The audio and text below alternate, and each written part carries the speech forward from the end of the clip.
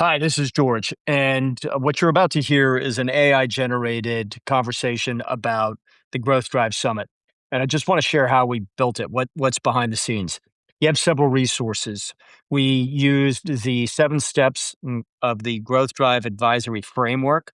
We used the notes from a 3-hour meeting during which two of my co facilitators and I worked on the facilitation scripts for the event, and I uploaded the agenda, obviously.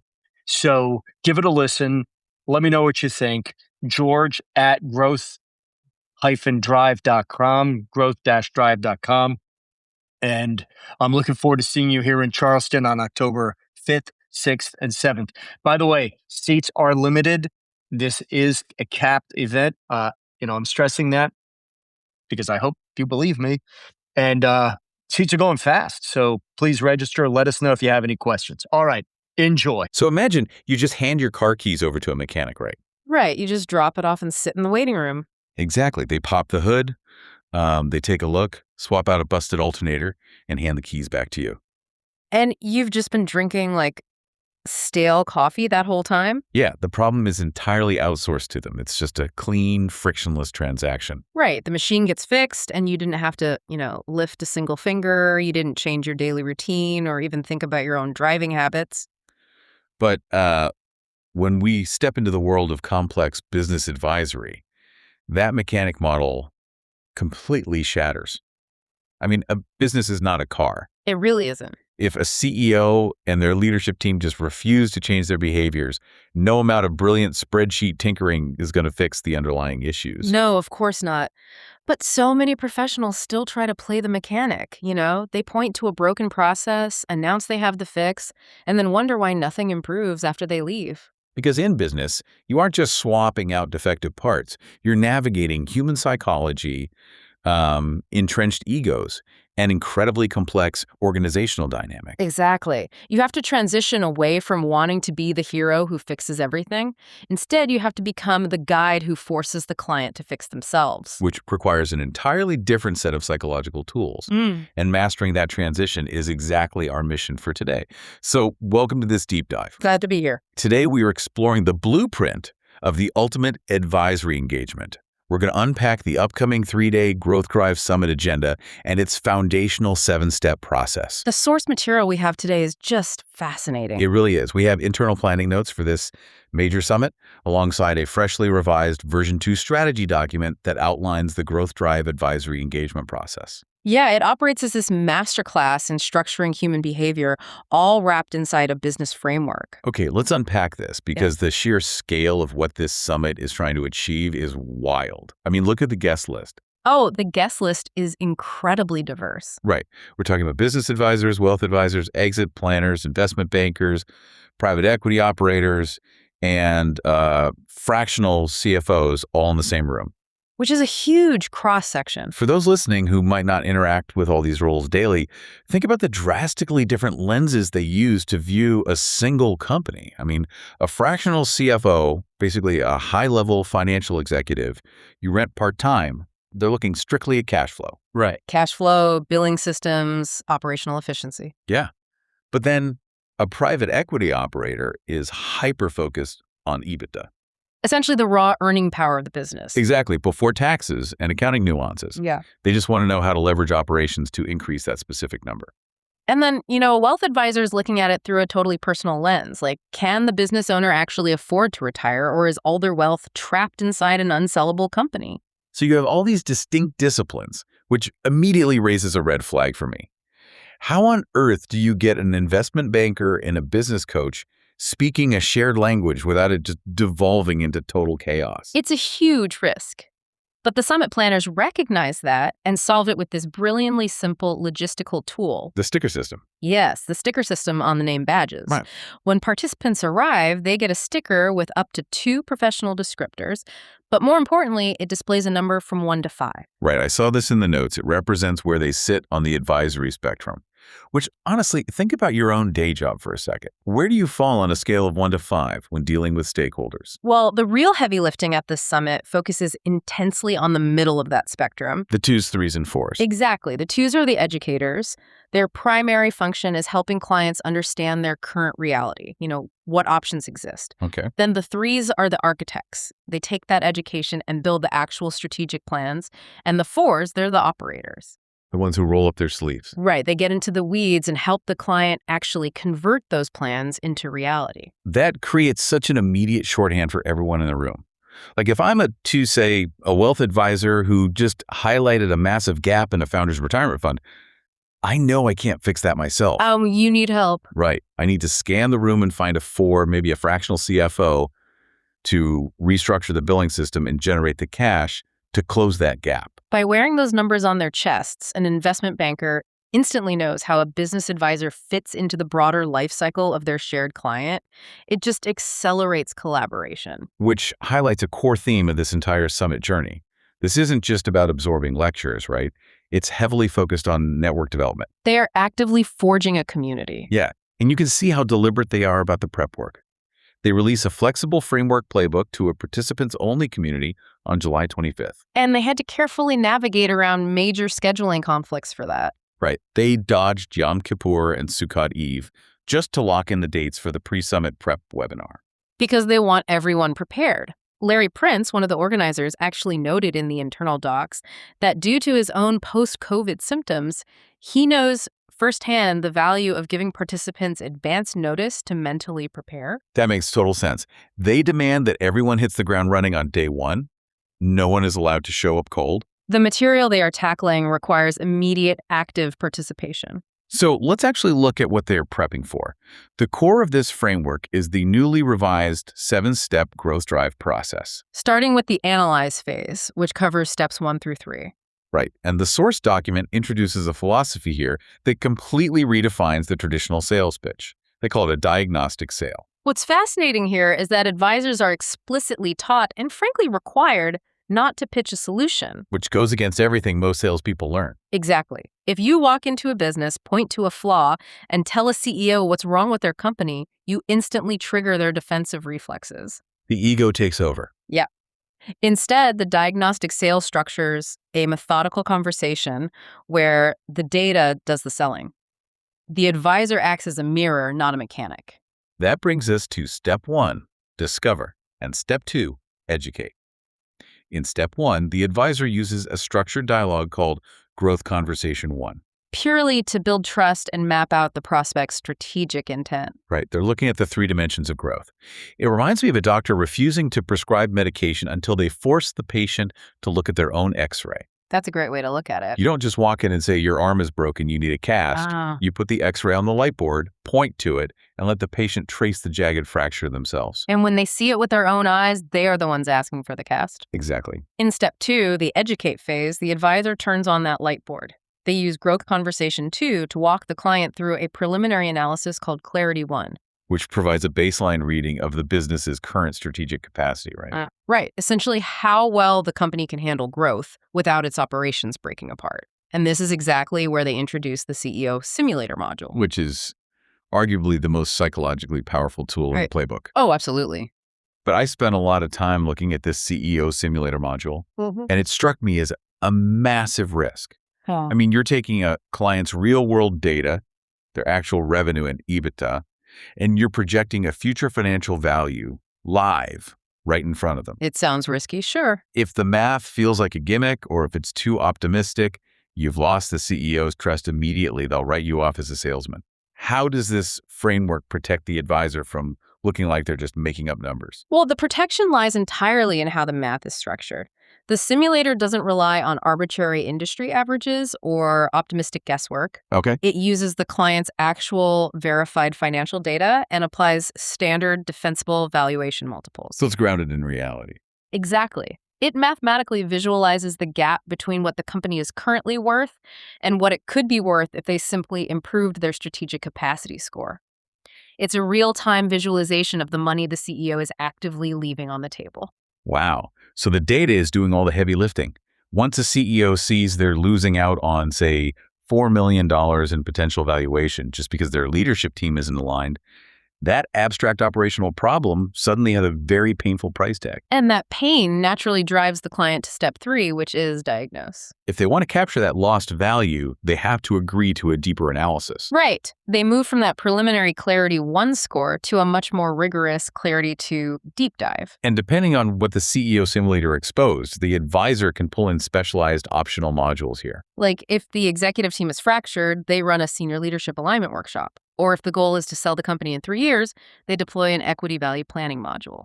Which completely flips the power dynamic. You aren't selling a workshop to a client. The client is demanding the workshop to fix their math. Exactly. But I have to ask about this Clarity 2 score. The source text explicitly refers to it as deal grade. What makes a diagnostic score deal grade versus just another indicative estimate? Well, an indicative estimate like Clarity 1 is based on surface level questions. It's useful for education, but not for action. Right. Deal grade means the data has been rigorously evidenced and pressure tested. It's the kind of bulletproof financial modeling that a private equity firm would demand during due diligence before writing a check. So it leaves zero room for the CEO to rationalize or say, well, I think things are actually better than this report suggests. Exactly. The evidence is undeniable. Okay, here's where it gets really interesting. They have this undeniable deal grade data. The fracture on the X-ray is perfectly clear. Now they have to actually build a treatment plan around it. Which brings us to the design phase, covering steps 4 and 5. And this is where the summit structure gets incredibly impressive to me. They don't just put up a PowerPoint and lecture these attendees on how to design a plan. They build an interactive sandbox to practice the psychology of it. On the afternoon of day 1. Yes.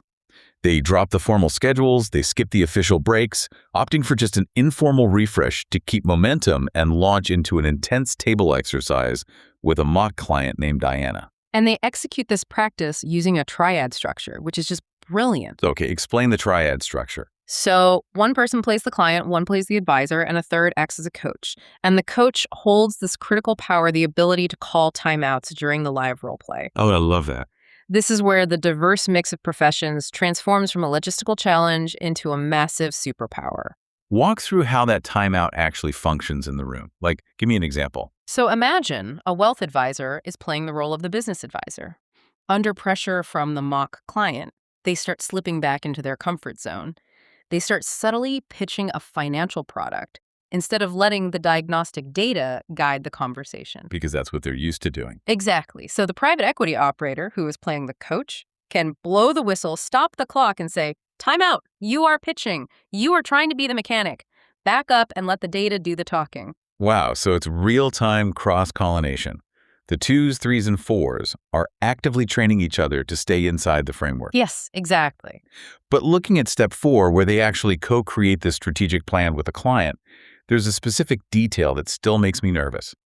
The text mandates that the advisor should quote the value gap as a formal forecast to the client. Right. Attaching a specific financial number to a future outcome feels incredibly risky for an advisor. Yeah. What if the market shifts? What if the client fails to execute? You're basically putting a target on your own back. It is a bold move, and it's a very valid concern, but the text meticulously addresses why this is mathematically safe. Okay, how? Back in the preliminary stage, they are explicitly warned never to forecast using the Clarity 1 score because that data is purely indicative. But in step 4, they're building off that deal grade, evidenced Clarity 2 score. They use a dual trajectory chart that visually compares the business's current value against the modeled future value as strategic capacity improves. Because the data is so deeply evidenced, quoting it isn't a wild guess. It's a mathematically sound business case based on the client's own numbers. Exactly. I see the distinction. That quantified value case becomes the financial spine of the entire plan. It takes this boring, abstract list of strategic priorities and turns it into a very real number the client urgently wants to realize. And that naturally drives step 5 engagement and implementation. Right. The evidence forecast is the exact lever the advisor uses to secure the mandate to actually guide the execution. The upsell happens completely organically. And the summit dedicates massive amounts of time to drilling this specific transition. I mean, look at the day 2 agenda. It's entirely focused on it. The whole morning is built around it. They start with an interactive panel called The Art of the Executable Plan, and then immediately transition into table exercise 2, which is building the plan. And then right after lunch, they go into table exercise 3, engineering execution success. They are forcing these advisors to build the muscle memory required to confidently bridge that gap between designing a plan and getting a client to commit to the hard work. But anyone who has ever managed a project or advised a business knows exactly how this story usually goes. You can have the most bulletproof evidence plan in the world and total buy-in from the CEO on Friday afternoon. Yep. And then Monday morning rolls around and everything falls apart. How does the process and the summit itself train for that inevitable collapse of discipline? Well, this brings us to phase 3, execute, which covers step 6, execution, and step 7, impact and evolve. If we connect this to the bigger picture, this phase demands a massive, often deeply uncomfortable behavioral shift from the advisor. Because of the daily whirlwind. Exactly. The source text identifies the primary enemy of execution as the daily whirlwind. It's the perfect description for the day-to-day chaos that swallows good intentions. It's when the client's existing belief systems or their ego or just their deeply ingrained daily habits block the execution of the very plan they just paid you to build. Right. It's like committing to a strict new diet on Sunday night, but you work in a bakery. Oh, that's a great way to put it. By Tuesday morning, the smell of the croissants completely overrides your strategic plan, and you start making excuses. And the whirlwind provides an endless supply of highly logical sounding excuses. They'll tell the advisor, we can't implement the new software this quarter, the team is too stressed out. Or, I know the plan says I need to delegate, but I really need to oversee this one minor marketing decision just to be safe. Right. And according to the growth drive mandate, when that whirlwind hits, the advisor's role completely flips. Facilitating further discovery becomes entirely useless. Asking, how does that make you feel, won't save the plan. No, the advisor must shift from being a supportive facilitator to being a relentless challenger. And that transition to challenger is absolute and non-negotiable. You have to look the CEO in the eye, name exactly the self-sabotaging behavior you see happening, and back it up with the evidence data from their own plan. And then the hardest part, you have to hold the uncomfortable silence. Yes, the text is incredibly strict here. You cannot soften your tone to make them feel better, you cannot negotiate the terms of the plan, and you absolutely cannot retreat. The client needs to hear the unvarnished truth from someone they trust. It's like taking the steering wheel away from a driver who is slowly drifting off a cliff. Yeah. You can't gently suggest they turn the wheel. You have to physically grab it. But think about how incredibly difficult that is for a professional whose entire career is built on client service. If you're a wealth advisor or an investment banker, your instinct is to keep the client happy. You want to smooth things over. You want to protect the relationship. Right. Holding an uncomfortable silence and refusing to negotiate directly violates that deeply ingrained instinct. It is entirely counterintuitive for most service professionals. They want to be liked. Which is exactly why George Sandman, one of the key figures organizing this summit, stated a hard requirement in the internal notes. I saw this. He mandates that future facilitators at these summits must complete specific, rigorous training courses. Specifically one called C3D and another aptly named Fearless. To be properly, and the text uses this exact word, indoctrinated, before taking on a larger role. Indoctrinated. They actually use that word. They know they are fighting fundamental human nature here. They have to actively deprogram the instinct to people pleaser. They are sending these professionals back into the wild with psychological armor. And you can see this intense focus mapped directly onto the Day 3 summit agenda. The final day is entirely dedicated to surviving this crucible. Right. It starts at 8:45 a.m. with an interactive panel called The Science and Art of Leading Change, dissecting the psychological friction of the whirlwind. Then they move into a live coffee klatch to process the emotional toll of being a challenger. Finally, the summit concludes with George Sandman presenting the Growth Drive Future, followed by Carl Cox leading a massive summit review. Where every single attendee has to crystallize their one thing takeaway. To ensure they actually hold the line when they go back to their clients, it really puts the sheer ambition of this entire event into perspective. It does. This is not a standard industry networking event where you just swap business cards over bad hotel pastries and listen to a few keynotes. It's a rigorous, multi-day psychological simulation. They are taking this incredibly diverse group, the fractional CFOs, the investment bankers, the business coaches, and forging them into a unified force. A force that understands exactly how to guide a client from a preliminary discovery conversation all the way through to sustained execution, refusing to let them fail when things get hard. So, what does this all mean? If we boil all of this down, the core philosophy of this entire 7-step framework is that true advisory isn't about selling a fix. Right. It is about structuring a conversation so effectively and creating a framework so mathematically undeniable that the client's own data demands a change. You aren't pushing them up the hill. No, you're showing them the map, proving the math, and forcing them to realize they have to climb it themselves. Okay. And that is a profound shift in perspective that applies far beyond formal advisory roles. Think about your own professional relationships, the internal teams you lead, or the projects you are managing right now. Yeah. When the daily whirlwind hits and progress inevitably stalls, what is your default setting? Are you endlessly facilitating just to keep the peace and avoid friction? Or are you willing to step up, present the undeniable evidence, and hold the uncomfortable silence? We want to thank you for joining us on this deep dive. Take that 1 to 5 spectrum thinking, take that courage to be a challenger, and apply it to your own networks.